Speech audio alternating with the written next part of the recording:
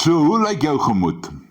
Ek vra hierdie vraag vir jou vandag, want ek wil weet waar jy staan. Ek kom los iets voor jou deur, iets op jou tafel kom los, as te ware, sodat jy 'n bietjie kan dink oor jou gemoed, jou gemoedstoestand.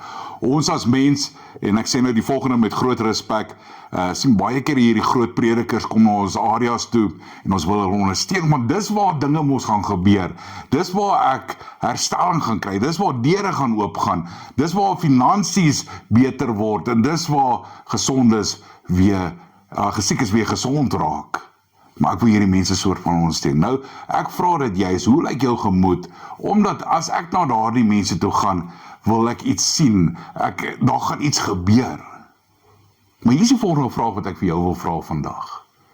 Wanneer laas jy na jou eie kerk toe gaan, met dieselfde verwagting wat daar is, as wat jy sal gaan na sulke groot mense toe? En hy onthou, ek sê hierdie met groot respek. Wanneer laas het jy met dieselfde verwagting gegaan na jou eie kerk en gesê, vandag gaan iets gebeur. Ek verwag iets. Die Here gaan vir my hier deure oopmaak, ek gaan 'n ontmoeting hê met die Here. Hoekom het ons nie daai selfde verwagting nie?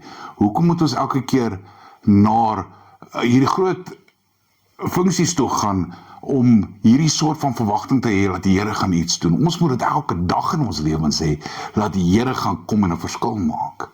Ek moet nader tot God, hy moet meer raak in my lewe, en ek moet minder raak.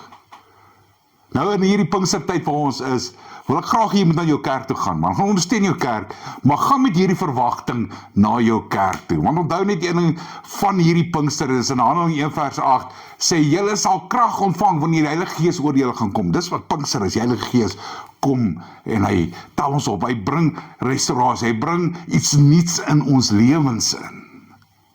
Maar nou wil ek jy moet, soos in Psalm 46 vers 10a, be still and know that I'm God. In hierdie tydperk, as jy na hierdie kerk toe gaan, met hierdie groot verwagting, wil ek jy moet stil raak, en jy moet hierdie groot verwagting hê, dat God gaan aan jou situasie raak, God gaan kom, en werklik waar, jou aanraak. Die skeiding wat daar was tussen jou en die Here, kom die Heilige Gees, en hy kom help jou, hy kom bring restaurasie in dit in. Jy het nie nodig om stil te raak en om te hoor. So hierdie is die woord wat ek vir jou wil bring vandag. Gaan ondersteun die Pinkster, gaan ondersteun jou kerk. Raak stil in die kerk, en laat die Heilige Gees heeltemal kom oorvat, en jou iets niets kom wys. Laat hy die baan vir jou kan vorentoe bring. So ek wil vir jou 'n gebed doen vandag. Almagtige God, Here, ek bid dat elke mens wat sal luister hierna, na hierdie woord wat ek spreek vandag, Here, sal dan toe gaan met 'n groot verwagting dat U hom gaan ontmoet, Here. U sê tog in die woord dat U ons moet ons waar ons is, Here. En ek bid dat hulle dit sal kan recognize, dat hulle kan raak sien en dat hulle kan verstaan waaroor dit gaan, Here. En ek bid dat U hulle sal aanraak, Here. Dat U hulle bekers sal volmaak, Here. Dat hulle toch sal weet, in dit alles is U nog steeds in beheer. Vader, ek bid, laat al die kerke wat Pinkster gaan hou, Here, dat hulle geseënd sal wees in hierdie tydperk, Here, dat die woord kragtig gebring sal word, Here, dat bekers sal volgemaak word, Here, en dat daar restaurasie sal wees, en transformasie gebring sal word in hierdie tydperk, Here. Is my gebed in Christus Jesus naam.